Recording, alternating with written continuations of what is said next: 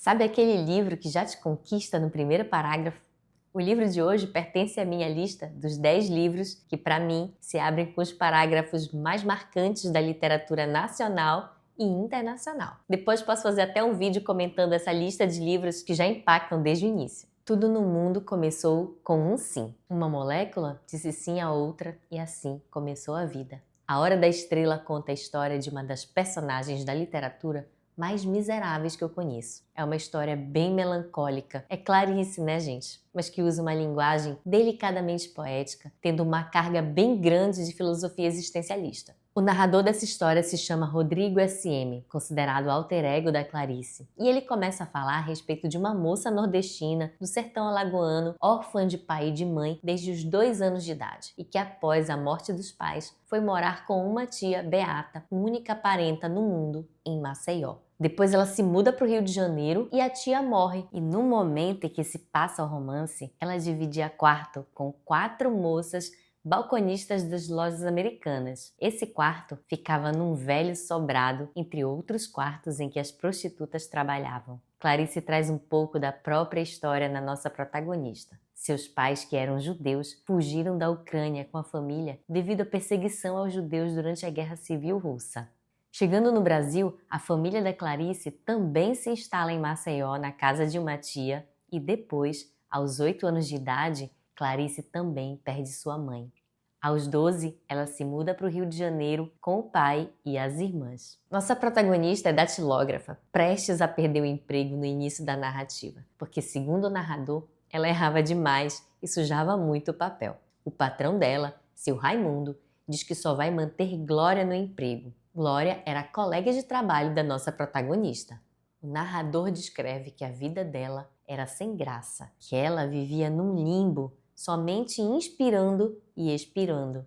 Nessa vida sem graça, seu único passatempo é ouvir o rádio que pegava emprestado de uma das colegas. Ela ligava esse rádio todas as madrugadas para ouvir sobre um mundo que parecia tão distante dela. Ela ficava encantada com as palavras difíceis, tinha curiosidade para saber o que era cultura, álgebra e outras palavras que ela julgava bonitas. A vida da nossa moça sempre foi muito dura desde a infância. Além de ter perdido os pais, passava fome, mastigava papel, imaginando que era carne. Teve uma infância sem bola nem boneca, diz o narrador. Sofria maus tratos da tia. E o narrador fala ainda que ela se defendia da morte por intermédio de viver de menos, gastando pouco da sua vida para esta não acabar.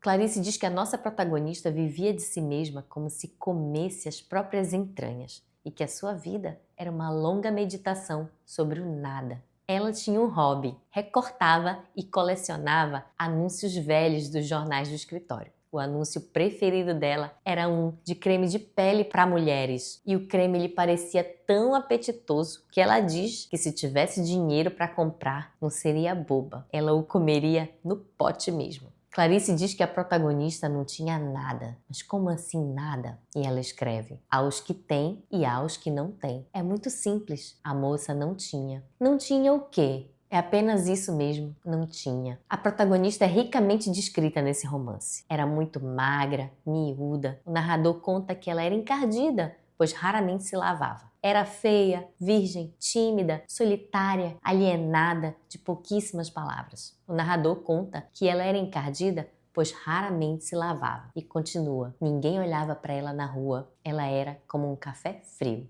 Nossa protagonista também tinha enjoo para comer. Esse enjoo começou ainda quando ela era criança, quando ela descobriu que tinha comido gato frito e desde então parecia que ela não tinha apetite, apenas uma grande fome. Ela não tinha grandes ambições, mas um dia cobiçou algo que o seu Raimundo, o chefe, deixou em cima da mesa. Um livro chamado Humilhados e Ofendidos. Clarice foi muito sutil aqui. Ela só cita o livro e continua a narrativa. Mas se a gente for cavar o que tem por trás dessa referência, a gente vai ver que ela já entrega toda a trama psicológica que a história vai desenvolver. Por que eu tô falando isso? Porque Humilhados e Ofendidos é um romance do maior nome da literatura russa de todos os tempos, Fyodor Dostoiévski, que escreveu Humilhados e Ofendidos em 1861. E isso tem tudo a ver com a nossa história e daqui a pouco eu conto o porquê. Muita gente não gosta de Humilhados e Ofendidos, mas ele é show, gente. É um dos meus queridinhos dele. Depois eu posso até comentar aqui no canal. A primeira vez que o nome da protagonista é mencionado é somente quando ela arruma um namorado. Ele pergunta o nome dela e ela responde, Macabeia. O namorado diz, Maca o quê? Aí ela repete, Macabeia. E ele diz que ela tem nome de doença de pele.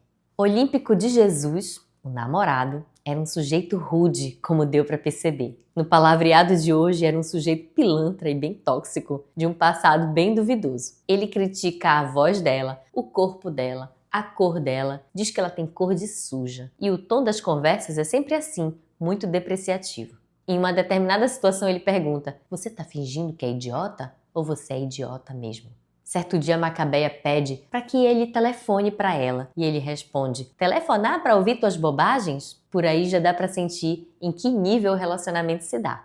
No desenrolar da história, vamos percebendo que essa rudeza toda talvez fosse para despistar a própria ignorância. E explorando um pouco mais o que eu falei antes, Macabeia vive com um namorado uma relação muito semelhante à dos personagens de Humilhados e Ofendidos, Natasha e Alyosha. Natasha ama Alyosha de uma forma quase irracional, que o livro diz que ela já tinha até perdido todo o poder sobre si mesma. Os dois vivem uma relação meio doentia. Natasha chega a dizer que adora ser escrava de Alyosha, que atura tudo que ele fizer, contanto que ele fique com ela. Alyosha é uma figura bastante egoísta e carrega um pouco do niilismo que Dostoiévski explora em grande parte de suas obras, em maior ou menor intensidade. Alyosha é um nihilista também no sentido de não se importar com nada, com exceção do próprio prazer e bem-estar. Se ele tiver que ter prazer e isso implicar a infelicidade de alguém, dane-se. O que importa é a felicidade dele. Nada mais interessa a ele do que a realização pessoal, do que a potencialização dos sentimentos prazerosos dele.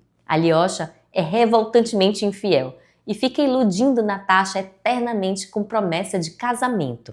Olímpico, tal qual Alyosha, é bastante volúvel e carrega muito de Alyosha também. Do nada, ele se apaixona pela amiga de Macabeia, a Glória, e desmancha de repente o namoro com Macabeia. Na despedida, ele ainda procura ferir mais. Você, Macabeia, é um cabelo na sopa. Gente, o que é um cabelo na sopa, né? Não é somente intragável, mas você perde totalmente a vontade de comer. Existem outras intertextualidades dentro de A Hora da Estrela, além de Humilhados e Ofendidos. Algumas falas de Olímpico nos remetem também a Euclides da Cunha, em Os Sertões, por exemplo. Então, Clarice conversa um pouco sobre outras obras para ir montando esses personagens que são simples, mas são complexos. Me parece que quando ela transfere alguma fala ou característica de personagens intertextuais, é como se ela estivesse dizendo: eu não vou escrever aqui, mas vocês já sabem como é. Macabeia é tão marginalizada que nem ficar triste ela ficou. Tristeza para ela era coisa de rico, de luxo. Esse embrutecimento do ser humano tem um caráter profundamente filosófico nessa obra. É aqui que se percebe a complexidade da condição humana, onde se expõem não somente críticas sociais bem marcadas, mas uma reflexão filosófica existencial sensacional. É um livro bem pequenininho, umas 70 a 80 páginas, dependendo da edição, mas tem muitas reflexões a respeito do valor da vida humana em uma linguagem totalmente introspectiva, bem ao estilo da Clarice. Não é um livro leve não. Apesar de curto, é carregado de angústia existencial, de questionamentos sobre a vida e sobre a morte. E o texto é belíssimo, né? Uma mistura de poesia e filosofia bem dosada, bem a cara da Clarice mesmo.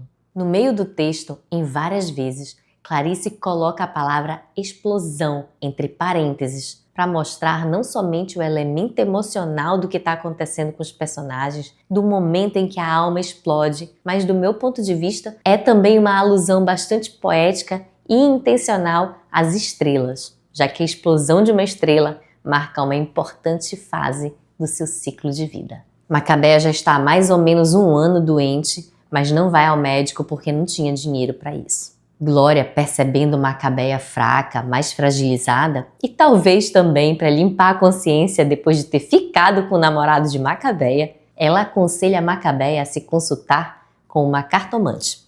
O destino de Macabeia se amarra às previsões da cartomante e aí vocês precisam conferir com os próprios olhos. Na minha opinião, apesar de a Clarice ter dado mais de 10 títulos para esse livro, como Ela Não Sabe Gritar, ou O Direito ao Grito, ou A Culpa é Minha, não existe nome mais apropriado para essa obra, A Hora da Estrela. Não existe nome tão bem pensado quanto este. Macabeia admirava uma das maiores estrelas de Hollywood, Marilyn Monroe, e nas suas vagas esperanças sonhava em ser um pouco parecida com ela. E como eu falava, o destino vai se encarregar disso de uma forma não esperada, como vocês vão poder ver quando lerem. Não esqueçam de vir me contar aqui o que vocês acharam. Uma excelente leitura para todos e até o próximo vídeo.